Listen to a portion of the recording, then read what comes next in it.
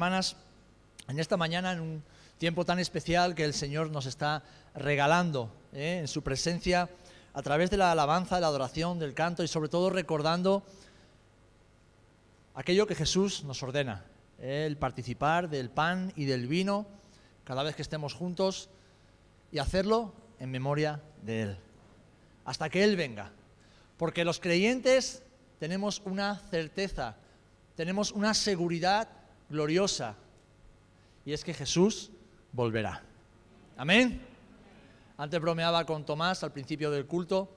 Le pregunto, ¿qué tal, Tomás? Y me dice, un poco más viejo. Digo, es verdad, somos una semana más viejos desde el domingo pasado. Es decir, tenemos una semana más de vida, pero también tenemos una semana menos de vida en esta tierra. ¿Por qué? Porque ya nos queda una semana menos para estar con el Señor. Y eso es maravilloso, es una esperanza gloriosa que sostiene nuestras vidas cada día. Así que vamos a ir todos juntos a la primera epístola del apóstol Pablo, en el capítulo 3. Nadie me pregunta de quién, del apóstol Pablo a... Ya había alguno buscando. Primera epístola del apóstol Pablo a Timoteo, en el capítulo 3.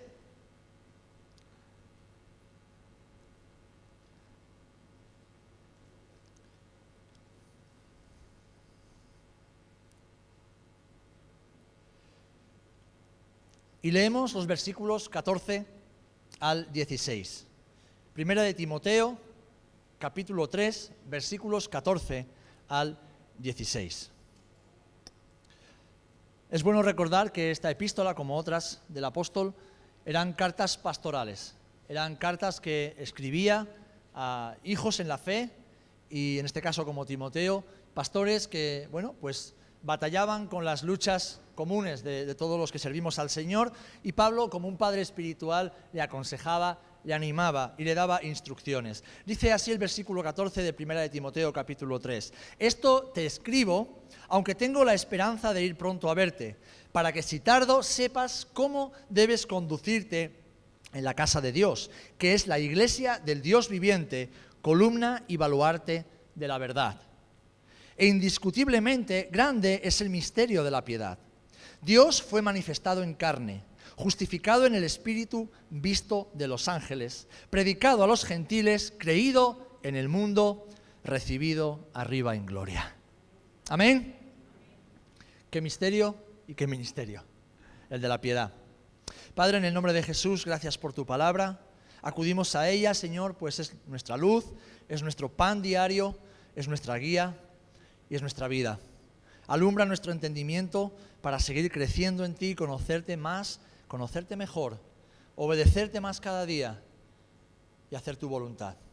Porque esto sabemos que da gloria y honra a tu nombre, que es bendito por los siglos de los siglos. Amén y amén. Para que si tardo, sepas cómo debes conducirte en la casa de Dios, que es la iglesia del Dios viviente, columna y baluarte de la verdad. En esta mañana, queridos hermanos y hermanas, vamos a recordar, vamos a meditar, vamos a aprender qué es la iglesia verdadera. ¿Qué nos enseña la palabra del Señor acerca de la iglesia verdadera? Porque hay una iglesia verdadera y hay una iglesia que aparenta serlo, pero que no lo es. Tiene apariencia de ello, pero que no lo es. De esa no vamos a hablar en esta mañana, no nos concierne. Pero sí vamos a acudir a la Escritura para aprender, recordar y meditar acerca de la verdadera iglesia del Señor. En primer lugar, tenemos que saber esto, recordar que la iglesia de Dios es una obra sobrenatural del Señor. Es una obra de arte que Dios ha creado, que Dios sigue creando. Dice la Escritura que es un tesoro escondido en el corazón de Dios desde antes de la fundación del mundo, desde antes de la eternidad. Pero cuán privilegiados somos que ese misterio que es la iglesia ha sido manifestado en esta generación. Ha nacido, ha visto la luz y se está manifestando en esta generación. Y como también dice la palabra, para manifestar la multiforme sabiduría de Dios a los hombres. Y algo hermoso que siempre debemos recordar cada día es que tú y yo formamos parte de esa obra de arte. Tú y yo formamos parte de esa obra sobrenatural de Dios. Si es que formamos parte de la verdadera iglesia del Señor. Si no es así, si aún no eres parte de esa iglesia, solo puedes y debes hacer una cosa: arrepentirte de tus pecados, confesárselos a Dios y reconocer a Cristo como el único y suficiente Señor y Salvador de tu vida. Haciendo eso de todo corazón, podrás tener la seguridad de que entras a formar parte de la iglesia, de la verdadera iglesia del Señor. Cambiará tu vida en esta tierra y cambiará tu eternidad. Amén. Ahora bien, ¿qué significa la palabra iglesia? Los que hayan estudiado seguramente ya lo saben. ¿Qué significa la palabra iglesia? Y debemos entender esto para empezar a poner una base y poder comprender más en profundidad qué es lo que Dios ha hecho, qué es lo que Dios está haciendo, cómo lo está haciendo y el propósito del mismo. ¿Recordáis en Mateo 16, versículo 18, cuando Jesús está en la zona de Cesarea de Filipo, que le pregunta a sus discípulos: ¿la gente quién dice que soy? Ellos dan diferentes respuestas. ¿Y vosotros quién decís que yo soy? Pedro le dice: tú eres el Cristo, el Hijo del Dios viviente.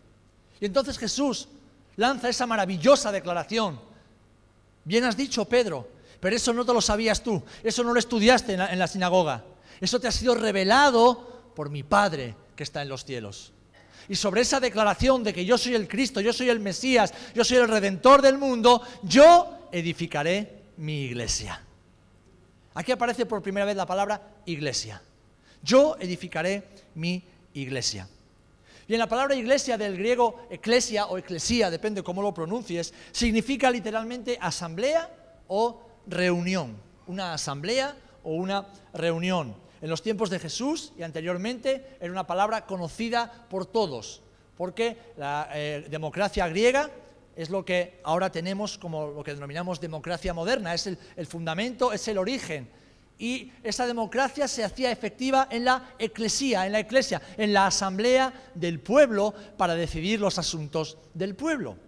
Así que para sus oyentes, para los discípulos de Jesús, esa palabra, ese término no era desconocido, era familiar. Ahora, lo que Jesús estaba diciendo no es que sobre esta asamblea, como cualquier otra, voy a edificar. Él está diciendo que la iglesia, su iglesia, es la asamblea o reunión de los verdaderos creyentes y discípulos de Jesús, de toda época, de toda condición social y de toda nación. Amén.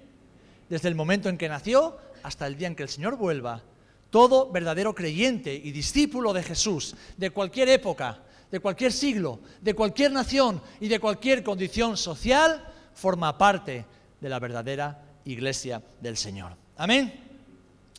Y fijaros, la Biblia nos da tres enfoques, porque si estudias el Nuevo Testamento, te vas a encontrar con esta terminología y es bueno que la sepamos.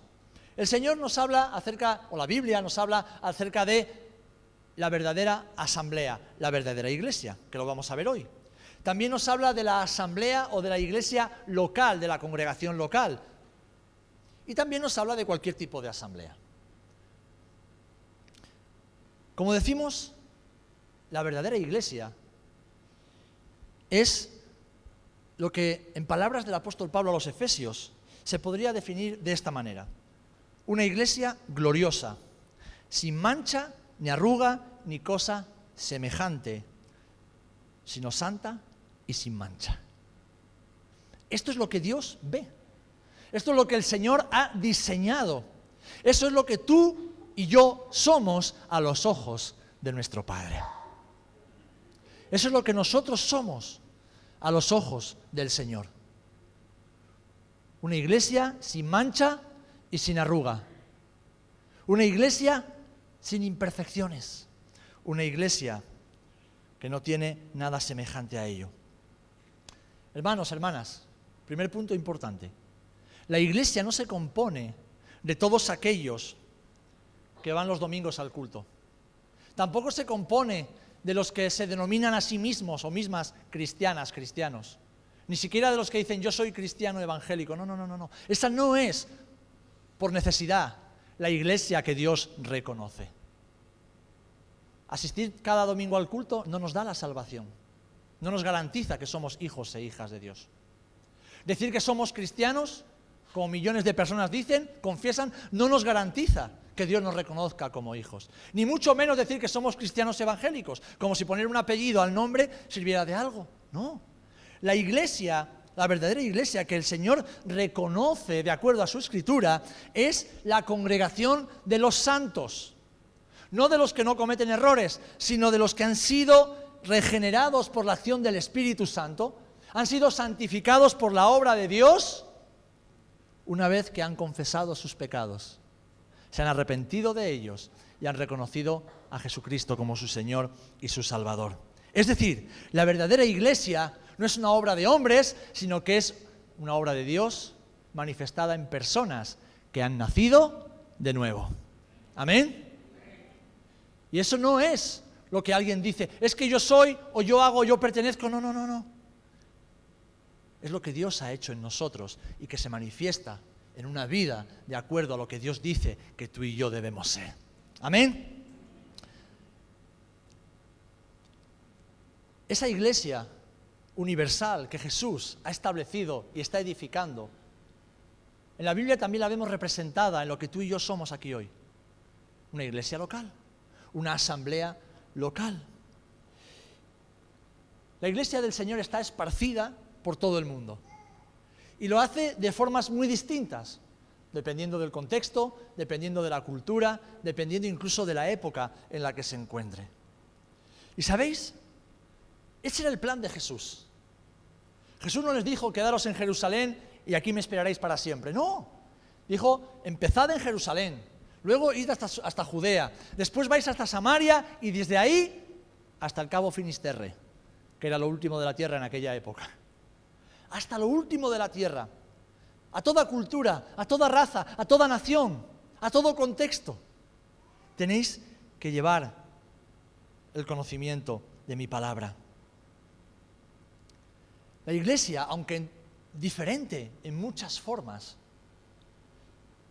si es una iglesia que predica el verdadero evangelio de Jesús, si es una iglesia que vive en los principios de Jesús, aunque sea pequeña en número, es una representación y una expresión de la verdadera iglesia del Señor.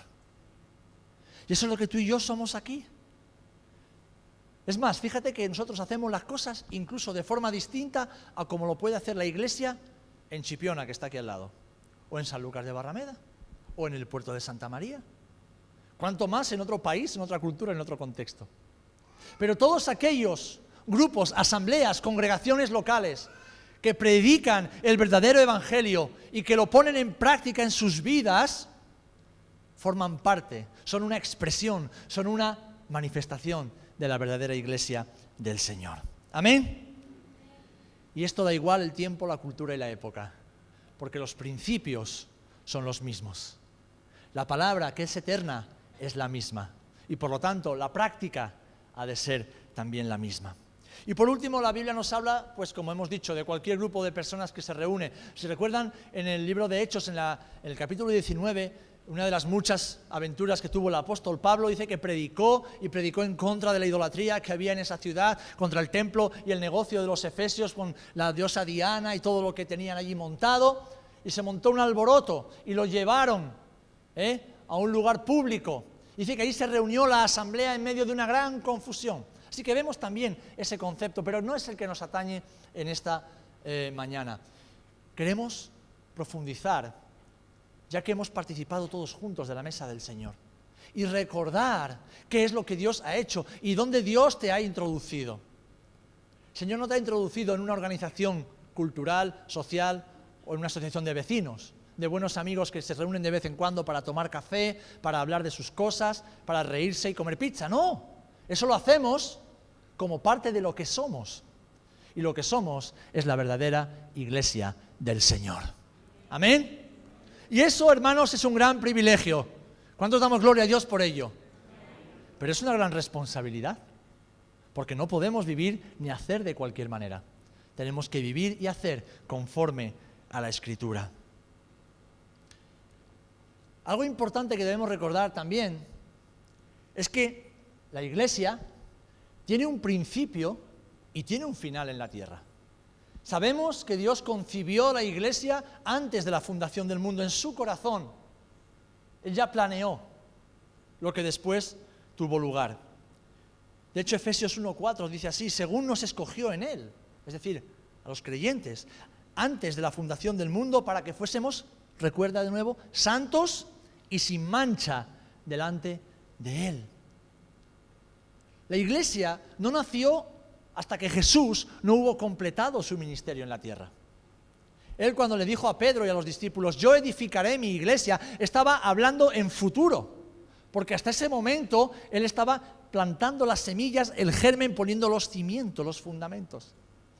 Y no fue hasta 10 días después de su ascensión al cielo, en la ciudad de Jerusalén, cuando estaban celebrando Shavuot, Pentecostés, la fiesta de las semanas, y miles de personas estaban en ese lugar celebrando, que el Espíritu Santo se derramó sobre los creyentes.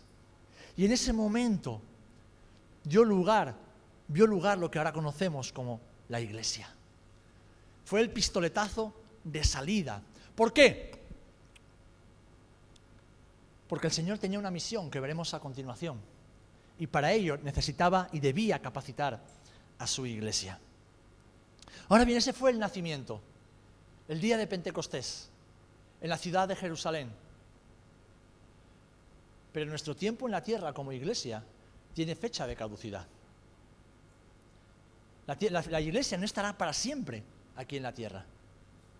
La Biblia nos enseña, y eso nos hace vivir con un sentimiento de urgencia y a la vez un sentimiento de guardar nuestras vidas cada día para ser esa iglesia que Dios está esperando y Dios está preparando. La Biblia nos enseña que así como el Señor vino y estableció su iglesia, el Señor volverá y se llevará a su iglesia.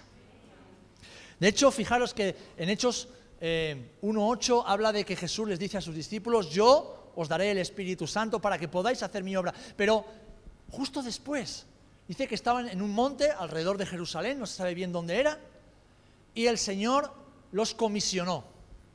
Y después de comisionarlos, dice que fue, como vamos a leer ahora, llevado arriba y desapareció de su vista en las nubes. Leemos en Hechos capítulo 2, versículos Hechos 1 del 10 al 11. Hechos 1 del 10 al 11. Dice: y estando ellos con los ojos puestos en el cielo, entre tanto que él se iba, he aquí se pusieron junto a ellos 2 varones con vestiduras blancas, los cuales les dijeron: varones galileos, ¿por qué estáis mirando al cielo? Ya no estaban mirando a Jesús, ya estaban mirando al cielo, el Señor había sido llevado.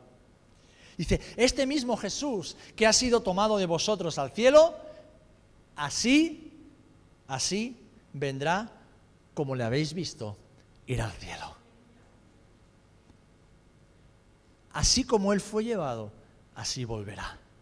Y el apóstol Pablo le recuerda a los tesalonicenses y a nosotros también, precisamente acerca de este acontecimiento que pone punto final a la estancia de la iglesia verdadera sobre la tierra. 1 Tesalonicenses capítulo 4, versículos 16 en adelante, dice así: porque el Señor mismo, con voz de mando, con voz de arcángel y con shofar, con trompeta de Dios, descenderá del cielo, y los muertos en Cristo resucitarán primero. Luego nosotros, los que vivimos, los que hayamos quedado, seremos arrebatados, seremos llevados, seremos arrancados juntamente con ellos en las nubes para recibir al Señor. ¿Dónde? En el aire de donde fue llevado. Y así estaremos siempre con el Señor. Tu estancia y mi estancia aquí en la tierra tienen fecha de caducidad. Sea porque fallecemos antes, y entonces dice que resucitaremos primero, o sea porque estando en vida seremos llevados y nos encontraremos con Jesús en el cielo. Pero fíjate, quiero hacer un pequeño paréntesis antes de ir al tercer punto. Pablo habla en primera persona.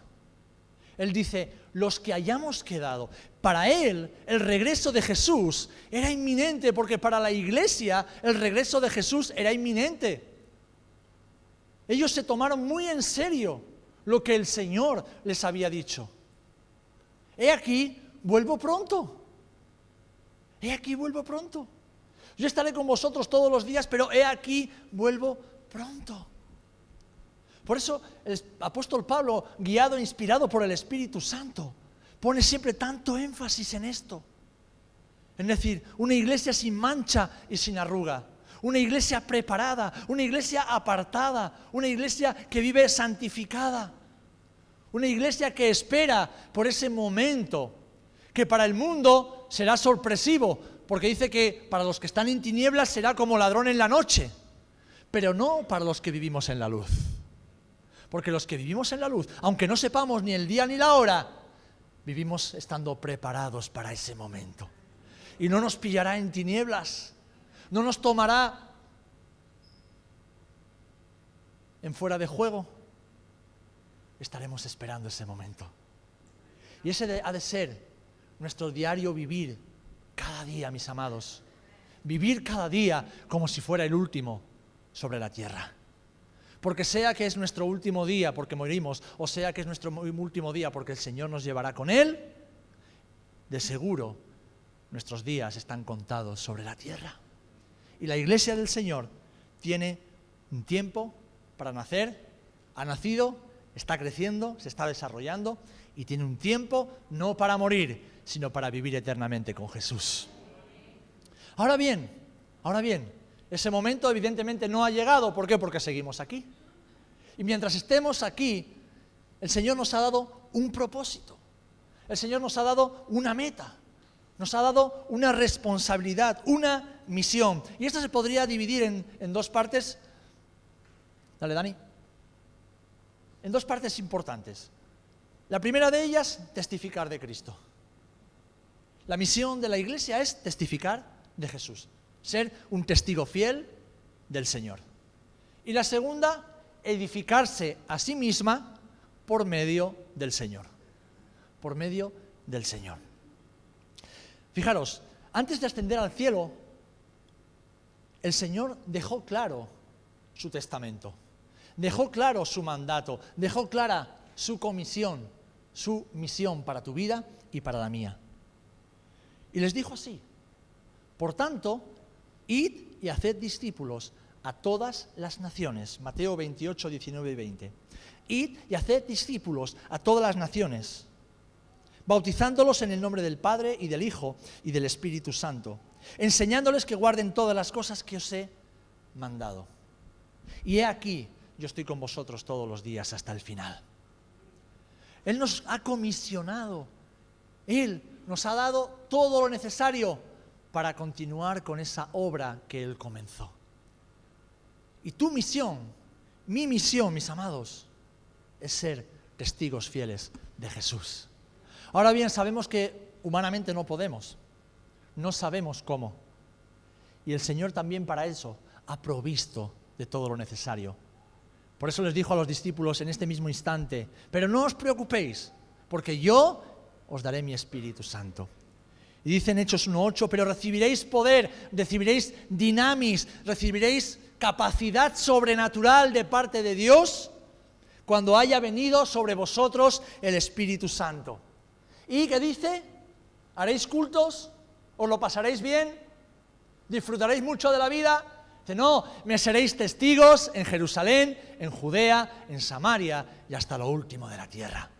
Querido hermano, querida hermana, la misión, la verdadera misión de la verdadera iglesia y por lo tanto la verdadera misión de cada verdadero creyente de toda época, cultura y nación es precisamente esta: predicar el mensaje del Evangelio, predicar el mensaje de salvación a toda persona, sin excepción y sin excusas.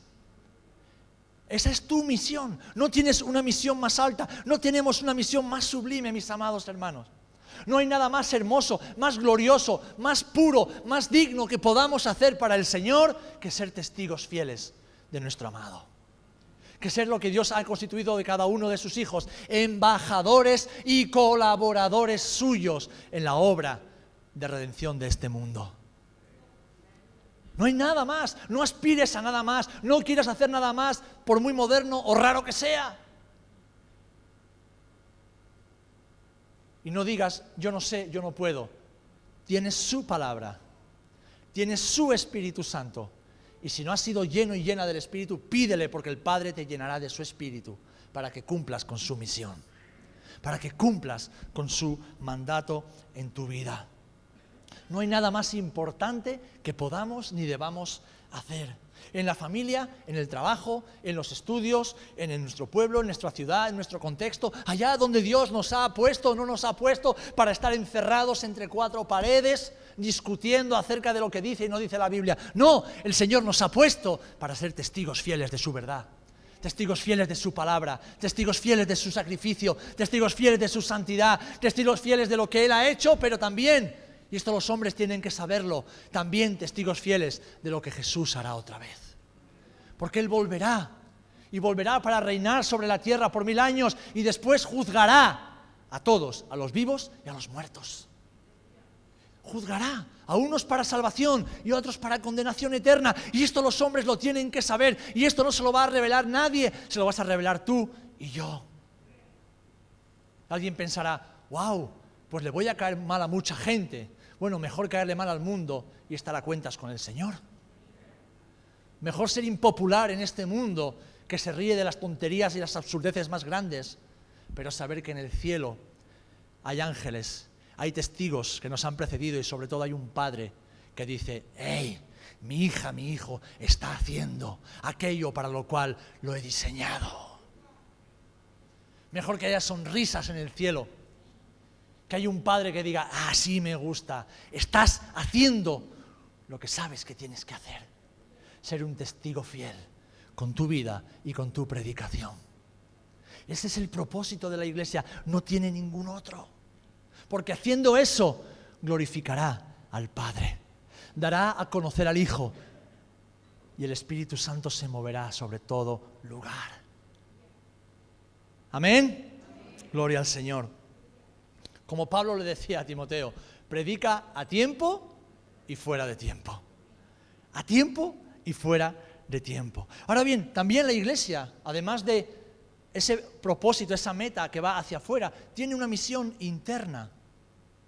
Y es, como vamos a leer a continuación en el libro de Efesios, la misión de edificarse a sí misma, pero no por medio de sí misma, sino por medio de Cristo. Porque como hemos leído, Él dijo que edificaría su Iglesia.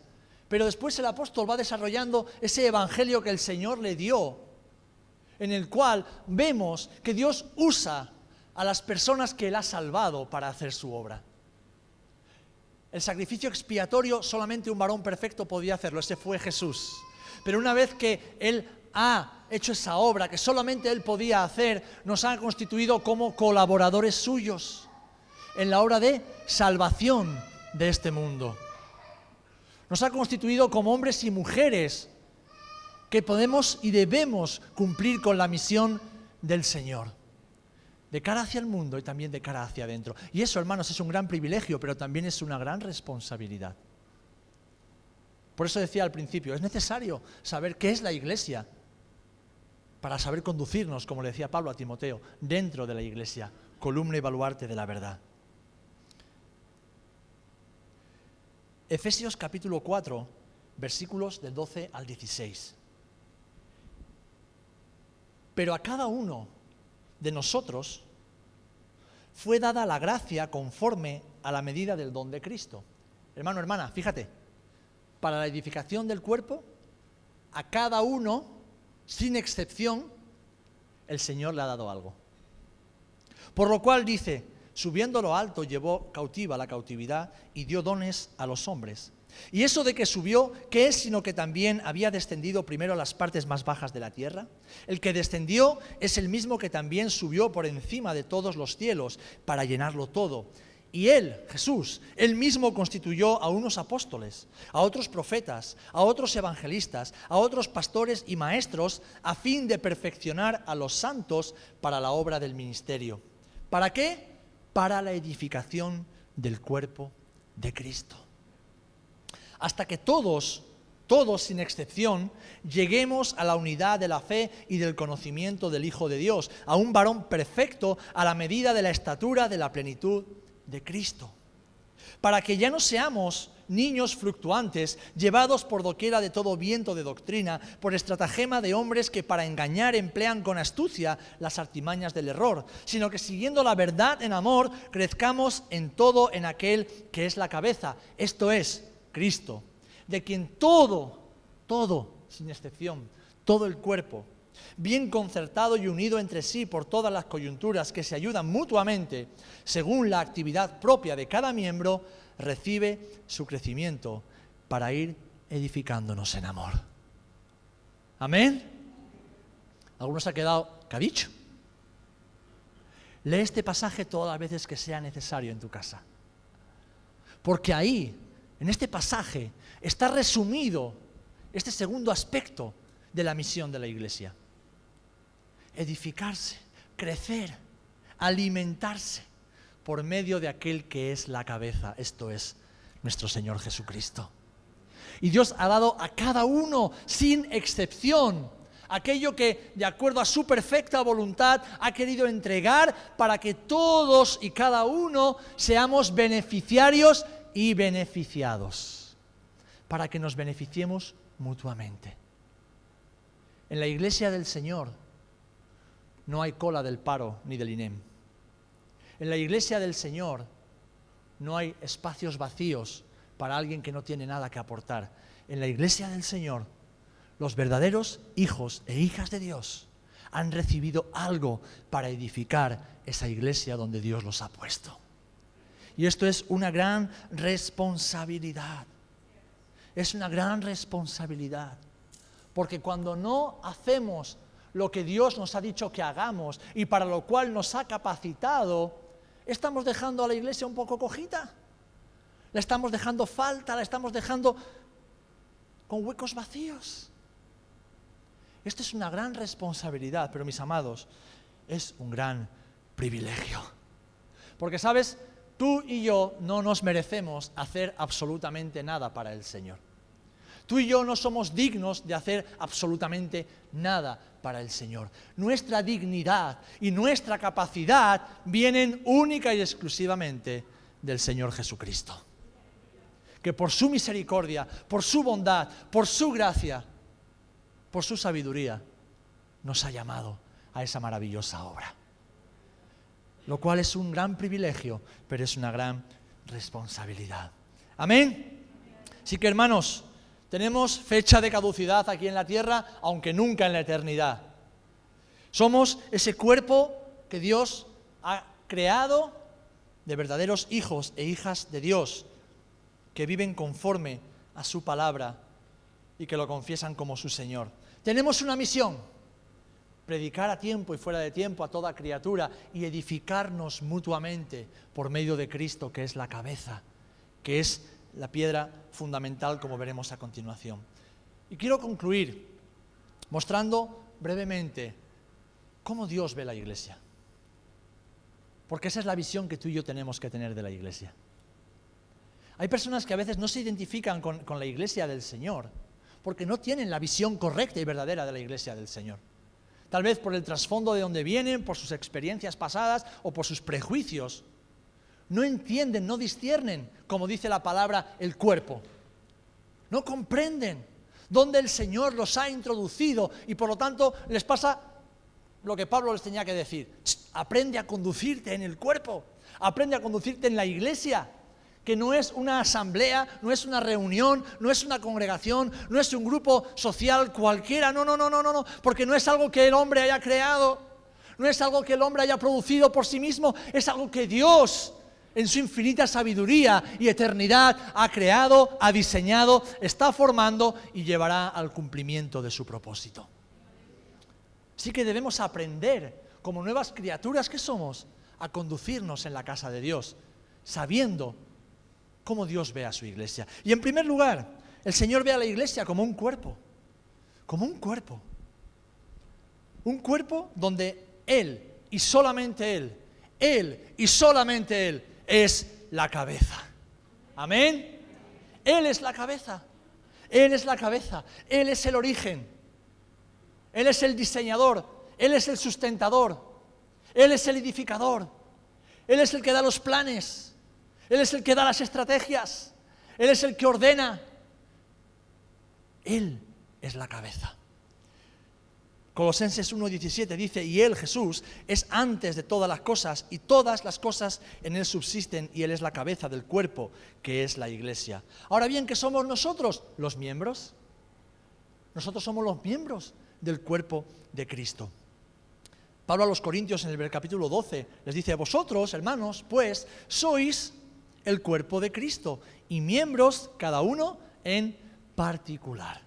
Y si lees todo ese capítulo 12 vas a ver acerca de los dones y aprender cómo Dios se mueve en medio de su iglesia por medio de los dones que Él ha dado a sus hijas y a sus hijos. Así que Él es la cabeza, nosotros somos los miembros y todos juntos, mis amados, formamos un organismo vivo, no una organización, no una estructura humana, no, un organismo vivo, vivo. ¿Por qué vivo? Porque la vida de Jesús fluye a través de nosotros. La vida de Jesús se manifiesta a través de nosotros, porque antes de conocer a Jesús, amados y amadas, estábamos muertos. Muertos en nuestros delitos y pecados. Y solo Cristo ha podido darnos vida. Así que somos un organismo vivo que la Biblia dice que está creciendo. Por eso Jesús también a Pedro le dijo, sobre esta iglesia, sobre esta declaración que tú has hecho, yo edificaré mi iglesia. ¿Y qué dice? Y las puertas del Hades, las puertas del infierno no prevalecerán. Y esto no quiere decir que la iglesia está ahí aguantando el chaparrón a verlas venir. No. Quiere decir que el Señor diseñó la iglesia para crecer, para avanzar, para hacer retroceder las tinieblas, que es lo que está sucediendo en el mundo desde que la iglesia nació. ¿Saben por qué? Porque las tinieblas no están en la calle, las tinieblas están en el corazón, en la mente y en la vida de cada persona. Y con cada alma que se arrepiente de sus pecados, confiesa a Cristo y forma parte de la iglesia, las tinieblas están retrocediendo. Y si Jesús dijo que la iglesia crecería, la iglesia crece. Si Jesús dijo que la iglesia, que es su cuerpo, avanzaría y las tinieblas retrocederían, la iglesia avanza y las tinieblas retroceden. Y lo hacen con cada decisión que tú y yo tomamos como parte de esa iglesia verdadera. Con cada decisión de guardarnos en santidad para el Señor, de predicar su evangelio, de proclamar las virtudes de aquel que nos llamó de las tinieblas a la luz, para que todo hombre y mujer de este pueblo donde Dios nos ha puesto, escuche que hay un Dios vivo, hay un Dios que vino en forma de hombre, que murió para perdonar los pecados, que volverá a recoger a los que han creído en Él. Y que ese Dios, una vez cumplido todo eso, juzgará a todo hombre y a toda mujer de toda generación, de toda lengua, de toda nación. Para que su iglesia, la verdadera iglesia, esté con Él en la Nueva Jerusalén para siempre. Hermanos, hermanas, somos un organismo vivo que, como dice también Colosenses 2:19, con la cabeza que es Jesús, en virtud de quien todo el cuerpo, nutriéndose y uniéndose por las coyunturas y ligamentos, crece con el crecimiento que da Dios. El crecimiento lo da el Señor. Tú y yo no podemos crecer por nosotros mismos. No tenemos esa capacidad. Solo Dios puede hacerte crecer en Él. Solo Dios puede hacerte crecer en su obra. Solo el Señor puede hacerte crecer en medio de su cuerpo. Y Él te ha dado lo que tu hermano y tu hermana necesitamos para crecer contigo y junto a ti. Amén. Así que Dios ve a la iglesia como un cuerpo. Y ningún cuerpo amputado puede funcionar bien. Así que si tú eres un miembro del cuerpo y no estás dando lo que tienes que dar, ponte en las manos del Señor para que no amputemos partes del cuerpo de Cristo, sino que cada miembro cumpla su función y crezca como Dios lo ha diseñado. En segundo lugar, Dios ve la iglesia como un edificio. Ahora, no como un edificio como este, que tiene 20 años ya y posiblemente dentro de otros 20 habrá que plantearse seriamente cómo lo tenemos, porque se va a ir desgastando, se va a ir estropeando, vamos a tener que seguir tapando goteras y arreglando grietas y tal vez estaremos aquí o no estaremos aquí. Pero Dios ve su iglesia como un edificio cuyo fundamento, cuya piedra angular no es ninguna obra humana, sino Jesucristo mismo. Él es la piedra angular. Él es el cimiento. Él es el fundamento. Él es la roca. Él es esa base firme, inconmovible, eterna, sobre la cual se fundamenta la verdadera iglesia del Señor. Así que Él es la cabeza del cuerpo, pero Él es el fundamento del edificio. Y como Él mismo dijo, Él es el edificador. Él es el que por medio de la obra del Espíritu Santo en cada uno de nosotros edifica su iglesia. Y cada creyente, y esto es algo que me encanta recordarlo, y te lo recuerdo hoy para bendecir tu vida, cada uno de nosotros somos una piedra viva. No somos un ladrillo, porque si no seríamos todos iguales y aburridos. Somos piedras vivas, todas distintas y todas hermosas, que Dios ha colocado en su edificio. Vosotros también, como piedras vivas, sed edificados como casa espiritual y sacerdocio santo, para ofrecer sacrificios espirituales aceptables a Dios por medio de Jesucristo. Y este edificio que Dios ha creado, lo ha hecho no como una casa cualquiera, sino como un templo del Dios vivo. Hermanos, hermanas, la iglesia verdadera es el templo del Dios vivo. Ya no hace falta ir a Jerusalén, al monte Moriah, a un templo hecho de hombres para adorar al Dios vivo. Ahora el Dios vivo puede ser adorado, como le dijo Juan a la samaritana, en espíritu y en verdad, en cualquier lugar y en cualquier circunstancia. Porque tú y yo somos casa de Dios y el templo del Dios vivo. Por eso el apóstol Pablo, cuando hablaba con los corintios, le dice: vosotros sois el templo de Dios. Y el que destruyere el templo de Dios, Dios lo destruirá a él. Esto es importante recordarlo, porque a veces hablamos de la iglesia, a veces opinamos, juzgamos de la iglesia, tenemos actitudes hacia la iglesia, y cuando hablo de la iglesia hablo de los hermanos que somos la iglesia, que no vienen del Señor, vienen de nuestra carne, y la Biblia dice que lo que viene de la carne del diablo procede. Y la palabra es clara: el que destruya, el que ampute, el que dañe, el que divida a la iglesia, que es el templo de Dios, Dios lo destruirá a él, y si no se arrepiente no tendrá piedad de él, porque la iglesia es del Señor. Amén. Y esto es bueno recordarlo, mis amados, porque a veces proferimos juicios con demasiada ligereza. A veces tenemos actitudes: pues yo no hago, pues yo no doy, pues yo no... Para. No estás hablando de la asociación de vecinos a la cual perteneces o no, si tú quieres. Estás hablando de un templo santo para el Señor. Y tú te debes a Él como te debes a tu Señor. Así que, hermanos, somos un templo santo. Cuidémoslo, porque somos parte de Él. Amén. Y por último, y esto me maravilla, el año que viene tendremos 2 esposas por aquí, tal vez alguna más por ahí que salga. El Señor ve a la iglesia como su esposa. Como su esposa. Como su esposa. Y es que la verdadera iglesia del Señor es su esposa, es su amada. Una esposa por la que el Señor se entregó completamente a sí mismo. Una esposa a la que ahora cuida y protege celosamente. Una esposa que vive sujeta a su esposo. Tal y como Efesios capítulo 5 nos lo enseña, por medio de una instrucción donde, como bien decía Lloyd antes, el Señor enseña a los maridos cómo amar a sus mujeres y nos pone el estándar, nos pone el listón más alto posible que se puede tener, así como Cristo amó a la iglesia. Efesios 5:25 dice: maridos, amad a vuestras mujeres, así como Cristo amó a la iglesia y se entregó a sí mismo por ella, para santificarla, habiéndola purificado en el lavamiento del agua por la palabra, a fin de presentársela a sí mismo una iglesia gloriosa, que no tuviese mancha, ni arruga, ni cosa semejante, sino que fuese santa y sin mancha. Así también los maridos deben amar a sus mujeres como a sus propios cuerpos.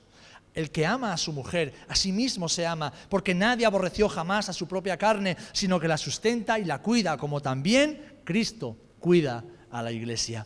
Porque somos miembros de su cuerpo, de su carne y de sus huesos. Y grande es este misterio. Mas yo digo esto respecto de Cristo y de la iglesia. Jesús es nuestro esposo. Jesús es nuestro amado. Y Jesús está preparando un lugar para que la iglesia disfrute de su amado por toda la eternidad. Y nosotros somos una esposa que espera, como el Señor nos dice que debemos hacer en la parábola de las 10 vírgenes en Mateo 25, con paciencia y alerta, expectantes, con el vestido preparado. Espera el regreso de su amado para ser llevada definitivamente al hogar celestial. Una esposa que un día será desposada con su amado, porque esa boda todavía no ha tenido lugar, mis amados. Jesús ve a la iglesia como su esposa, el Padre se la entregará como su esposa, pero ese día maravilloso y glorioso todavía no ha llegado, y de él nos habla el libro de Apocalipsis, capítulo 19, versículos 7 al 9, dice así: gocémonos y alegrémonos y démosle gloria, porque han llegado las bodas del Cordero. Y su esposa, su iglesia, tú y yo nos hemos preparado. Y a ella se le ha concedido que se vista de lino fino, limpio y resplandeciente, porque el lino fino es las acciones justas de los santos. Y el ángel me dijo, y esto es fundamental, mis amados, escribe: bienaventurados los que son llamados a la cena de las bodas del Cordero. Estas son palabras verdaderas de Dios. Yo no sé tú, pero yo espero ese día con unas ganas. Y no me estoy preocupando ni por el traje, ni por los zapatos, ni por la gomina para el pelo. Solo estoy diciendo: Señor, ayúdame a ser fiel cada día. Ayúdame a guardar mi corazón para ti cada día. Ayúdame, Señor, a hacer aquello que tú quieres que yo haga cada día. Y sobre todo, manténme despierto. Manténme con los ojos abiertos. Manténme expectante, apasionado, y a no perder ni un solo instante la pasión, el fuego que tú has encendido en mi corazón por ti. Porque yo sé que aunque aquí tengo bendición, aunque aquí tengo mucho y mucho más de lo que necesito, yo sé que hay un lugar mejor. Yo sé que hay un lugar especial del cual solo aquellos que forman parte de la iglesia verdadera y de la esposa del Señor podrán disfrutar eternamente. Y yo sé que habrá una fiesta que ni la feria de abril, ni la de mayo, la de ninguna se puede comparar. Habrá una fiesta donde aquellos que somos convidados seremos llamados bienaventurados, doblemente felices por toda la eternidad.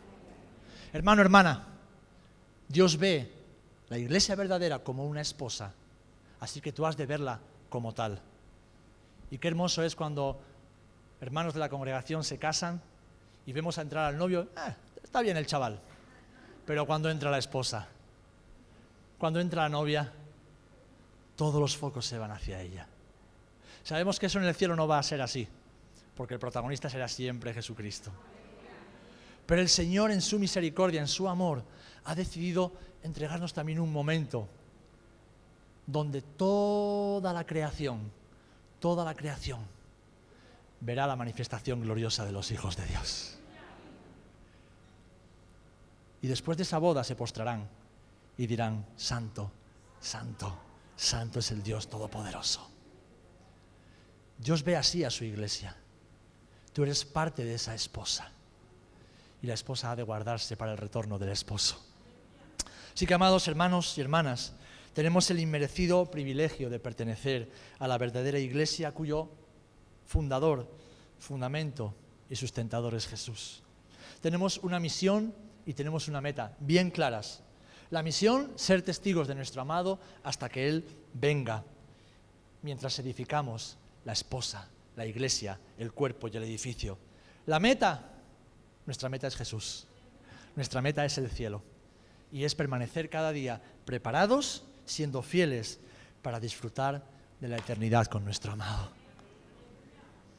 Y yo en esta mañana quiero dar la gloria al Señor por recordarnos cuán maravilloso, sobrenatural, único es el regalo que Dios nos ha dado. Nos ha dado a su Hijo para, por medio de Él, darnos la iglesia, a la cual pertenecemos y la cual debemos amar y cuidar como Cristo la ama y como Cristo la cuida.